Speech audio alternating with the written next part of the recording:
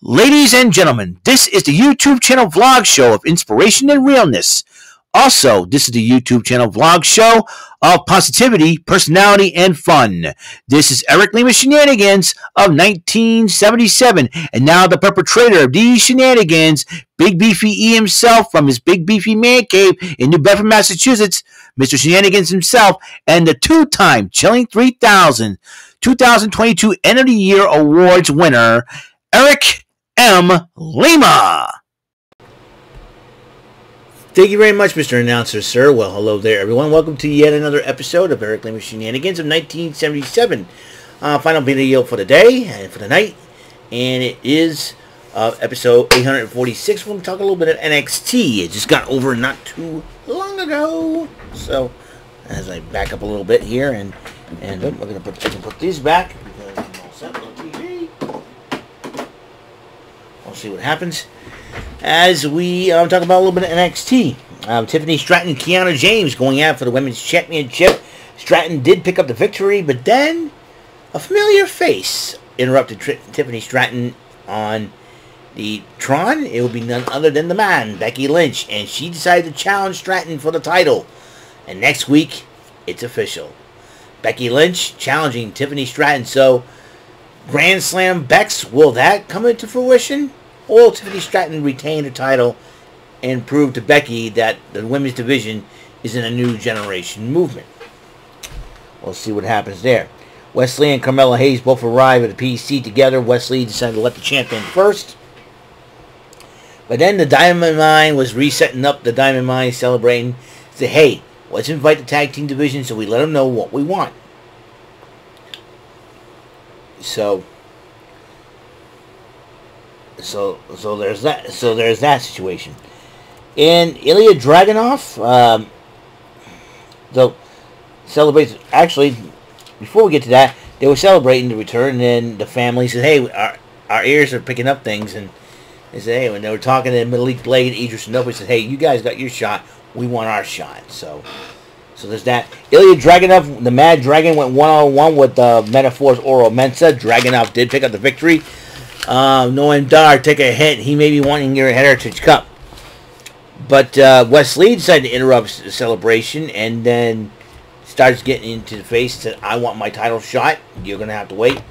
And then Dragunov goes, well, yeah. But then Carmella Hayes says, I talked with Shawn Michaels last week, and here's what I come up with. You two fight it out. Winner faces me at No Mercy.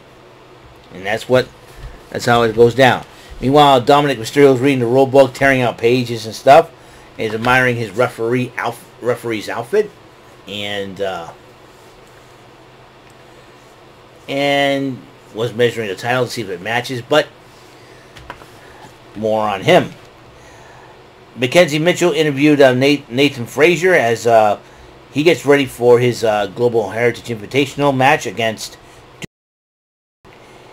And JC Jane was talking to Thea Hale, and that was great. And then Gigi Dolan kind of warned Thea Hale about JC Jane, and Blair Davenport interrupts all three ladies. He says, well, I'll have to show you tonight. I'm not a little girl anymore. That's what Thea Hale had said. Meanwhile, the Group B Global Heritage Invitational, Nathan Frazier against Duke Hudson. As you know, there'll be 12-minute rounds. A pinfall's worth, victories worth 2, draws worth 1. Nathan Frazier picked up 2 to tie in the rankings of the Group B. Meanwhile, Hank Walker and Ted Ledger were talking to the Diamond Mine, and then Bronco Nima, Lucian Price, and Scripps interrupt them.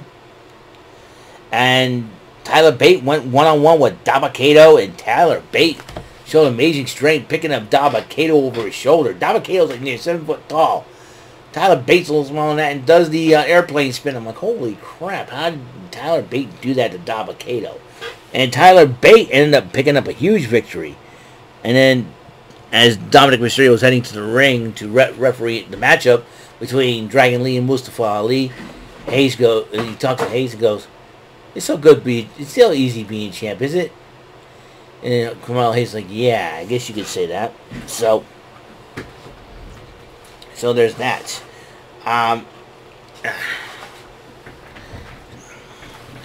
So there's that. Where am I?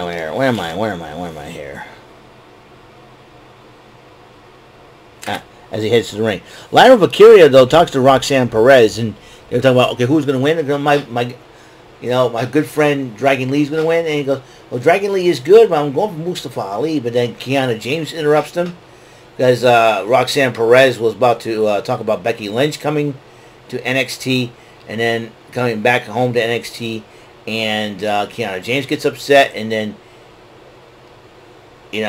Lyra Valkyria says, you need to calm down. I'm professional. And then Roxanne Perez goes, you need to chill out. You need to relax. And so what? It's like I'll take it. At least I took it from you. And then both women started brawling. And before you know it, everybody trying to separate Roxanne Perez and Kiana James. Here we go. So Mackenzie Mitchell interviewed Baron Corbin about the matchup between Von Wagner and Braun Breaker for no disqualification. He says he doesn't care who wins. They got to show me something, he says. And then Kelly Kincaid tried to interview Tiffany Stratton, which Stratton decides to refuse. Title, Dragon Lee versus Mustafa Ali. Ali won thanks to a quick count by Dominic, and then Ali decided to punch Dominic after the matchup. Dragunov was talking to Trick Williams, and he said, oh, really? You think I can get that come out late? And when I get done with him, and then back and forth, and Trick Williams was like, okay. So Gulak, Dempsey, and Kemp, Drew Gulak, Charlie Dempsey, and Damon Kemp confront Miles Bourne after a little thing by NXT Anonymous when he was talking to Fallon Henley. They were making fun of Briggs and Jensen. He goes, I'll show you. He goes, I will show you. And then the family talks about, where are we here? Eddie Thorpe upset with Dijak. He says he's upset. He goes, I'm going to find a way. We're not done Dijak by a long shot. After Dijak won by using weapons to defeat Eddie Thorpe. Then there was the Global Heritage Invitational in Group A, Axiom versus Butch. 12 minutes time limit expired to a draw. And then Tyler Bates shows up after the matchup. Von Wagner put a promo on Braun Breaker by talking to the table that he's going to put Breaker through. Meanwhile, the family was talking about tag division and the Garza Dynasty. That's what I call them. Angel Garza and Roberto Carrillo says, hey, we're going to take the belts. And then they threw the first punch, and before that, the entire tag team division was brawling in the Diamond Mine Dojo. I call it the Diamond Mine Dojo Donnybrook. Say that 5 times fast. Diamond Mine Dojo Donnybrook. Then Gigi Dolan went one-on-one with Thea Hale, and Thea Hale had the Kimura lock locked on a couple of times, but Blair Davenport came during the match while the referee was distracted, attacking Gigi Dolan during the matchup, giving Thea Hale the victory over Gigi Dolan. Then the Diamond Mine were chatting after the brawl, and then Bruce goes, it's great to be back on NXT. Oh. And then Lyra Valkyria was talking to Kayla Jordan, and then Lyra was trying to give her advice and all that. Dana Brooke goes, why is she here? And all of a sudden Kaylani goes, she's just giving me advice. She's trying to, try to help us out. We can get back on our feet again. Dana Brooke and Lyra Valkyria get snippety, and then Lyra Valkyria goes, I'll have no problem fighting you next week if we want that matchup.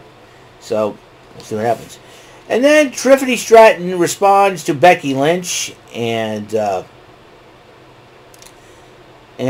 she thinks that she can beat Becky. Good luck with that, Tiffany. Then the no disqualification match to the main event, Von Wagner versus Braun Breaker. Baron Corbin was on commentary, and it got to the point where Breaker won the matchup, though.